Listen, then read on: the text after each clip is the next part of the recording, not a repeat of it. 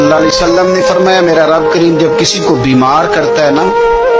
تو پھر اللہ فرشتوں کو بھیجتا ہے، فرماتا ہے جب پتہ کر کے آؤ کسی سے میری شکایت تو نہیں کر رہا۔ تو فرشتے جا کے عرض کرتے ہیں مالک اس کے پاس تو جو بھی آیا نا اس نے یہی کہا کہ الحمدللہ جس حال میں اللہ نے رکھا ہے میں راضی ہوں۔ اس نے تیری شکایت نہیں کی، اس نے تیری رضا پہ اس بیماری کو تیری طرف سے آزمائش سمجھ کے قبول کیا۔ میرے نبی کریم علیہ السلام فرمانے لگے، رب فرماتا ہے فرشتوں گواہ ہو جاؤ، اگر میں اسے اس بیماری سے شفا دوں گا تو جو اس کے پاس خون ہے اس سے بہتر خون اسے عطا کروں گا، اور جو اس کے پاس گوشت ہے اس سے بہتر اسے گوشت عطا کروں گا، اور اگر میں اسے اس بیماری میں وفات دوں گا تو پھر میں اسے جنت عطا کروں گا۔ اگر شفا دوں گا تو بہترین شفا دوں گا، اور اگر وفات دوں گا تو پھر جنت دوں گا۔